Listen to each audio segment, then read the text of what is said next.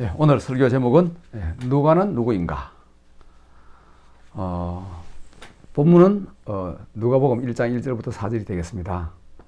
먼저 한번 읽어보겠습니다.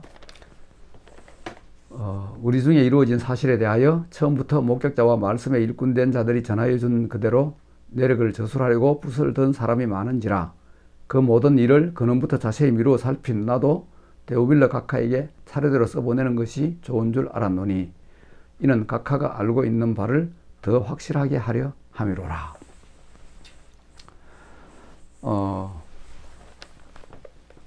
일단 오늘은 제목이 누가가 누구인가 됐는데 설교라기보다 그냥 성경 공부라 생각하고 좀 딱딱하지만은 그냥 공부하는 셈 생각하고 좀 편안하게 그냥 들어주시면 좋겠습니다. 먼저 이 본문에 보니까 우리 중에 이루어진 사실에 대하여 했는데 이 우리 중에 이루어진 사실이라는 것은 그 당시 이제 그 예수님의 탄생으로부터 죽으시고 부활하시고 성천하신 때까지 이야기를 말하겠죠. 누가가 기록한 책이 이제 누가복음 말고 이제 그 뒤에 사도행전도 누가가 기록을 했죠. 그래서 누가복음의 후속편이 바로 사도행전인데 그 사도행전도 같은 수신자인 데오빌로에게 이제 전해지는데 그 데오빌로가 여기는 이제 데오빌로 각하에게 이렇게 했는데 그 사도행전에 보면은 데오빌로여 이렇게 해가지고 했는데 이제 이걸 가지고 이제 동일한 사람에게 칭호가 바뀌었잖아요, 그죠?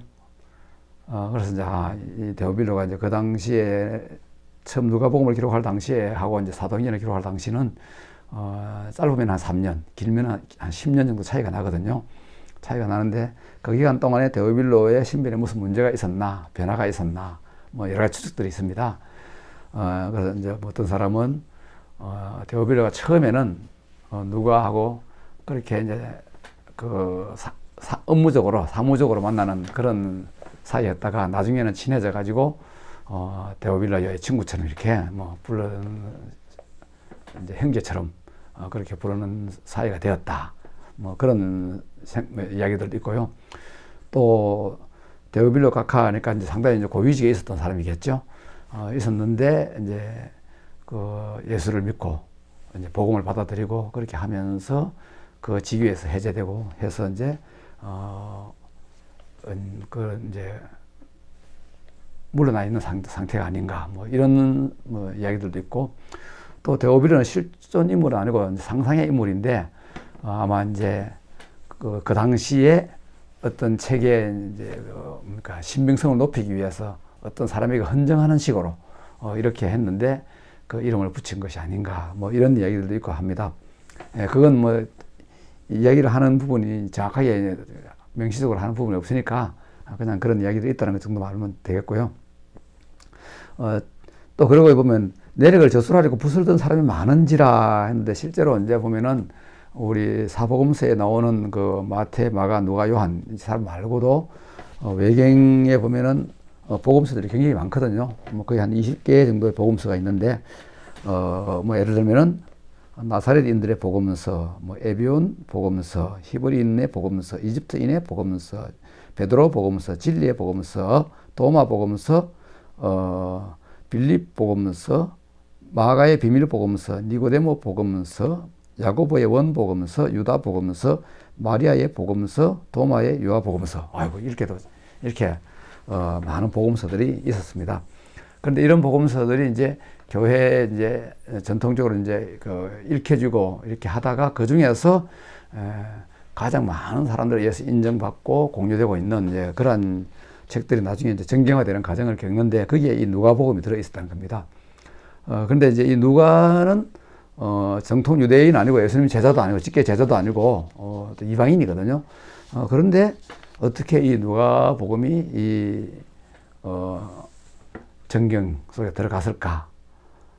이제 이런 문제들도 사실 생각해 보아야 될 문제겠죠. 어떻든 뭐 그런 것들에 대한 전반적인 걸 다 얘기하려면은 뭐 시간이 조금 많을 테니까 오늘은 누가가 누구인가 제목에 따라서 거기에 대해서만 조금 이야기를 하겠습니다. 이제 서신서들과 그 당시 기록들을 이렇게 이제 참고해서 보면 누가는 이제 의사였으며 바울의 선교 사역에 동력자였다. 이제 이렇게 보여집니다.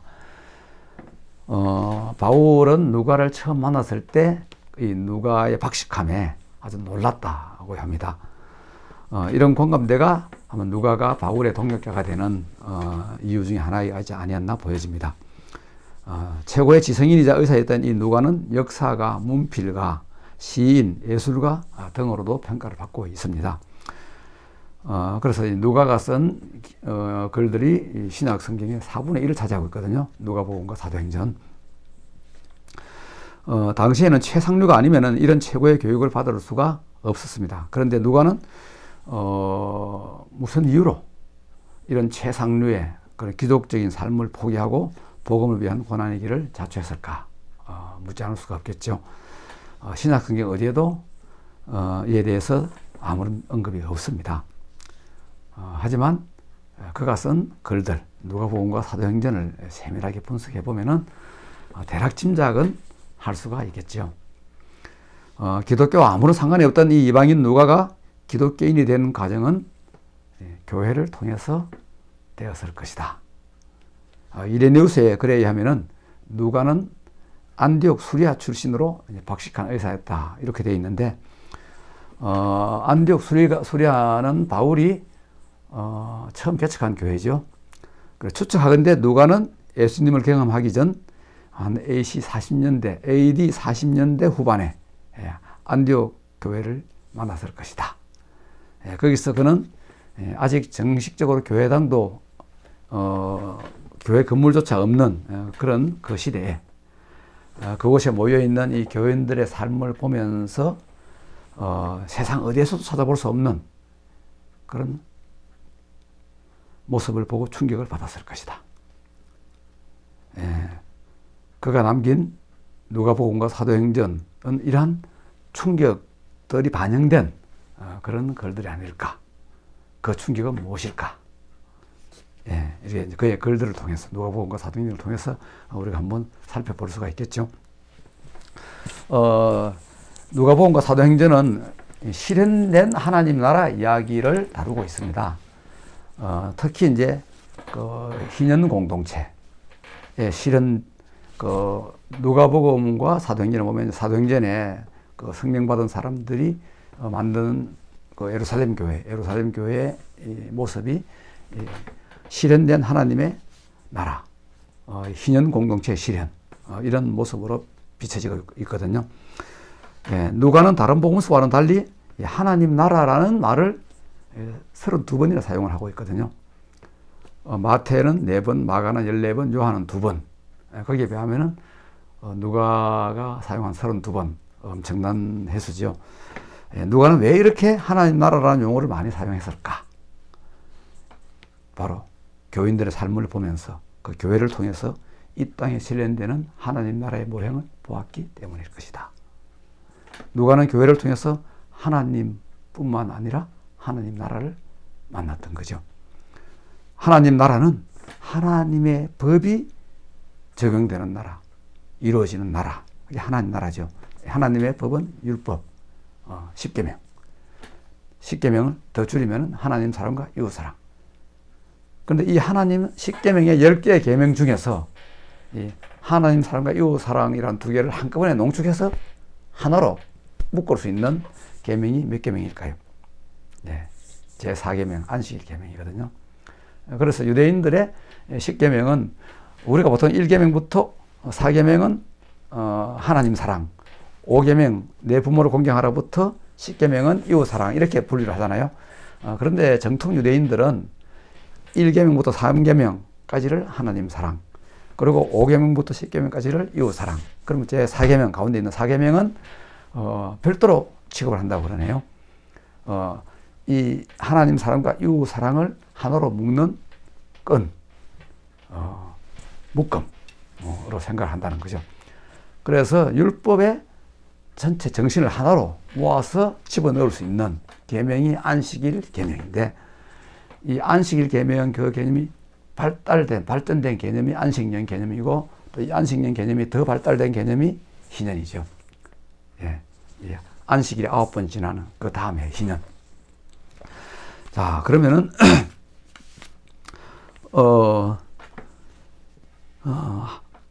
누가복음에 이제 의하면은 그 예수님께서 공생애를 시작할 때 참 하신 사역의 내용이 나사렛 회당에 찾아가서 희년을 선포하는 거죠. 누가복음 4장에 나오는 거죠. 이 희년 선포는 요즘식으로 말하면 이제 경제 공동체를 이제 이야기하는 거죠. 그래서 누가복음에는 보면은 예수님께서 식사하는 이야기와 이 잔치에 대한 이야기들이 참 많이 나오거든요. 그래서 이 밥 먹는 이야기, 잔치하는 이런 관련된 비유들이 약 한 13번씩이나 나오죠. 그리고 또 누가가 쓴 사도행전에는 이 교인들이 모일 때마다 사도들의 가르침을 받아 서로 교제하고 떡을 떼고 또 기도하기를 전에 힘썼다 하는 이야기가 나오고요. 또 사도행전에 보면은 바나바가 자기의 재산을 다 내어서 같이 공유하는 이야기 나오고요. 그래서 이제 요즘은 우리가 이제 밥을 같이 먹는다, 식사 초대를 한다 하는 것이 그 사람에게 부탁할 이야기가 있다든지 또 같이 만나서 이야기를 하고 싶은 그런 이야기 상황이라든지 이럴 때 이제 그냥 같이 밥 한번 먹자 하면 무슨 할 이야기가 있다는 그런 식으로 받아들이잖아요. 그런데 이제 이 당시에는 이 굶는 경우가 너무 다반사이기 때문에 같이 식사 초대를 한다 하는 것은 이 생명을 나누는 것과 같은 의미였죠. 누가는 그래서 교인들이 모일 때마다 넉넉하게 사람들이 많은 식사를 준비해서 굶주리는 사람들과 함께 식사를 나누는 그런 이야기를 하고 또 더 나아가서 자기 재산을 자기 것으로 여기지 않고 함께 나누어 쓰는 이런 모습에서 큰 충격과 감동을 받았을 것이고 그러한 감동이 사도행전에 성령 받은 사람들이 이루는 그 초대교회의 모습 속에 반영되어서 기록으로 나타났을 것이다. 그리고 누가는 이것이 바로 이러한 모습이 복음의 핵심일 것이라 이렇게 보았던 거죠. 그리고 또 이 누가가 쓰는 누가복음을 보면은 이 남자와 여자들이 많이 언급이 되죠. 여자들이 그 당시에 고대 여자들은 사람 대접을 받지 못했고 하나의 재산 취급을 했잖아요. 그리고 인구 숫자에 계산할 때도 여자들은 들어가지 않았고 우리가 그 500명의 기직에서 5,000명 할 때도 그 여자를 뺀 숫자잖아요. 그리고 이스라엘 백성들이 출애굽할 때 60만 할 때도 거기 어린 아이들을 하고 여자를 뺀 거죠. 그런데 이 교회에서는 남녀의 차별이 없었다는 거죠. 그래서 누가복음에 보면은 여인이라는 단어가 24번이나 사용되고 있거든요. 마태복음에는 14번, 마가복음에는 8번인데 비해서 누가복음에는 24번. 그리고 누가복음에는 꼭 이야기를 할 때 보면은 부부 이야기할 때는 남편만 얘기하지 않고 남편과 아내 같이 이야기를 하잖아요. 누가복음 1장에 보면은 그 세례 요한의 부모를 얘기할 때도 사가랴와 엘리사벳, 예수님의 부모를 얘기할 때도 요셉과 마리아. 그리고 2장에는 그 예수님의 그 메시아의 출현을 기다린 그런 시몬과 안나. 또 4장에는 나아만 장군과 사렙다 과부. 7장에는 가버나움 백부장과 나인성 과부, 바리새인 시몬과 죄인 여자. 8장에는 사도들과 여인들. 13장 겨자씨를 가진 남자와 누룩을 가진 여인.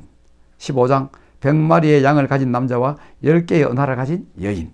17장 침상에 누운 두 남자와 맷돌질하는 두 여자. 남자, 여자. 그리고 사도행전에도 보면 아나니아와 삽비라, 애니아와 다비다, 자주장사 루디아와 간수, 디오누시스와 다마리, 또 브리스길라와 아굴라. 그리고 마태복음에서는 예수님 탄생에 대한 그 소식이 요셉에게 전해지는데 누가복음에서는 마리아에게 천사가 나타나서 이렇게 전해진다는 거라든지, 또 예수님의 족보를 얘기할 때 마태복음에는 요셉의 계획을 따라서 이렇게 얘기하는데 누가복음은 마리아의 계보를 택하고 있다는 것. 그 외에도 여자들을 돋보이게 하는 이야기들이 많이 포함되어 있고요. 아마 이것은 이제 누가가 그 당시 교회에서 받았던 충격과 인상을 반영하는 것일 것이다. 그래서 누가는 교회에서 신분, 지위, 빈부, 귀천, 남녀 등의 아무런 차별 없이 평등한 삶을 사는 사람들을 만났고, 이것은 누가로 하여금 기독교인이 되어 평생 복음을 위해서 삶을 헌신하게 되는 계기가 되었을 것이다. 이렇게 우리가 짐작을 해볼 수가 있는 거죠. 그리고 누가복음에 또 사도행전에 보면은 특별히 주요 사건들이 전개될 때마다 성령이 중요하게 역할을 하고 있거든요. 세례 요한은 모태에서 성령이 충만했다. 그리고 사가랴와 엘리사벳과 마리아에게도 성령이 임했다. 또 예수님의 생애 자체가 성령이 아니면은 설명이 되지 않죠. 성령에 의해서 잉태되고 성령님에 의해서 세례를 받으시고 또 세례를 받으니까 비둘기 같은 성령이 임했고 또 성령에 이끌려 시험을 받으시고 또 부활하시고 성천하시면서 성령을 보내주시겠다고 약속을 하시고 또 예수님의 사역에는 성령님의 능력으로 사역을 하시고 또 사도행전에서는 기도하는 120문도에게 성령이 임해서 예루살렘 교회가 시작되는 이야기.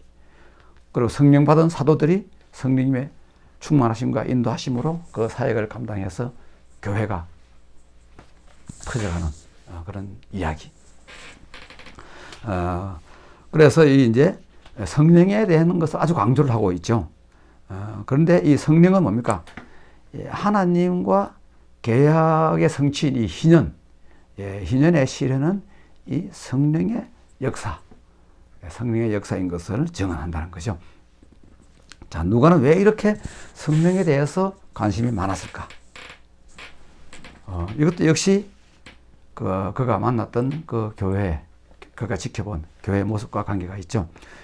당시에 이제 다 신숭배를 하던 그런 그리스 로마 세계에서는 수많은 신전과 사제들이 있었죠. 그런데 그들의 신은 죽었고 또 그들의 관련된 이야기들은 신화에 불과했거든요. 그리고 사실상 그들은 신을 이용해서 종교 장사를 하고 있다. 이게 이제 그 당시 지성인, 똑똑한 누가의 눈에 비춰지지 않았을 수가 없겠죠.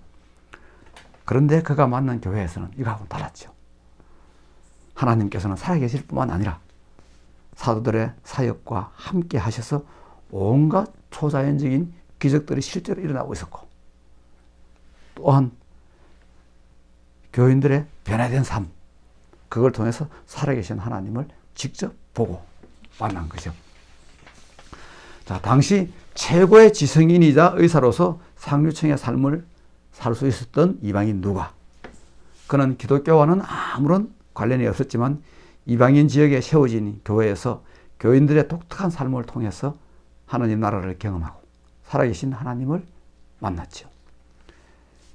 교회의 이런 삶은 그리스 로마 세계 그 어디에서도 찾아볼 수가 없었는데 누가는 바로 교회에서 그런 모습을 보게 되었던 것이죠. 자, 그래서 누가는 의문을 갖게 되죠. 이들은 도대체 어떻게 이런 삶을 살아갈 수 있을까? 관심을 가지고 추적해 본 결과 그러한 삶을 가능하게 하는 것은 그 속에 사도들의 가르침이 있었던 거죠. 이 지성인이었던 누가는 자기가 배워오면서 자기가 가르치면서 그러한 가르침과는 결이 다른 그러한 사도들의 설교와 가르침을 충격으로 받아들인 거죠. 사도들의 가르침은 죽은 지식의 전달이 아니라 실제로 사람들을 변화시키는 기적을 일으키는 그런 살아있는 지식이며 삶의 능력이었기 때문인 거죠. 그러면 도대체 사도들은 어떻게 이런 능력과 가르침이 가능했을까? 그래서 이 사도들의 교육 배경을 추적해 보니까 그 배후 조종은 예수님이었던 거죠. 그러면 예수님은 어떤 분이실까? 예수님을 직접 경험한 그런 교인들과 사도들을 통해서 누가는 예수님에 대한 여러 이야기를 들으면서 놀라지 않을 수 없었던 거죠. 믿기지 않는 일들이 있었던 거죠. 그런데 어떻게 그런 일들이 가능할 수 있었을까? 그런 기적적인 일들이 가능했을까?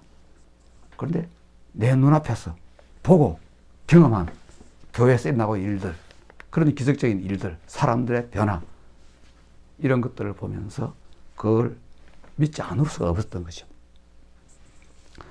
지적인 호기심이 많았던 이 누가는 이런 역추적의 과정을 통해서 현재 일어나고 있는 일들을 통해서 그 일들을 가능하게 한 어떤 일이 있었을까를 추적해 본 그런 과정을 통해서 이 모든 일을 근원부터 자세히 미루어 살핀 나도 데오빌러 각하에게 차례대로 써보내는 것이 좋은 줄 알았노니, 이런 표현을 하고 있는 거죠. 예, 이런 일련의 경험들을 통해서 누가는 기독교인이 되었을 뿐만 아니라 복음 사역을 위해 평생을 헌신하기로 결단을 한 것이었다. 예, 여기까지가 누가복음과 사도행전의 이런 글들을 읽고 추적해 본 결과 누가에 대한 중간 결론입니다. 예, 여기까지 하고 기도하고 마치겠습니다. 예, 기도하겠습니다. 예, 하나님 아버지, 예수님께서는 너희는 세상의 빛이라 산 위에 있는 동네가 숨겨지지 못할 것이요 사람이 등불을 켜서 말 아래 두지 아니하고 등경 위에 두나니 이러므로 집안 모든 사람에게 비치느니라. 이같이 너희 빛을 사람 앞에 비치게 하여 그들로 너희 착한 행실을 보고 하늘에 계신 너희 아버지께 영광을 돌리게 하라 말씀하셨습니다. 요즘처럼 지식이 범람하는 시대에 누가와 같은 지식인, 이성과 비판력을 겸비한 그들에게도 복음이 능력이 되기 위해서는 누가가 만나고 경험했던 그런 교회, 그런 교인들이 필요합니다. 부족하고 연약한 저희들이지만 성령님께서 준비시켜 주셔서 작은 부분이지만 하나님 나라를 세우는 일에 손과 발로 동참하는 저희들이 되게 해 주십시오. 예수님의 이름으로 기도드립니다. 아멘.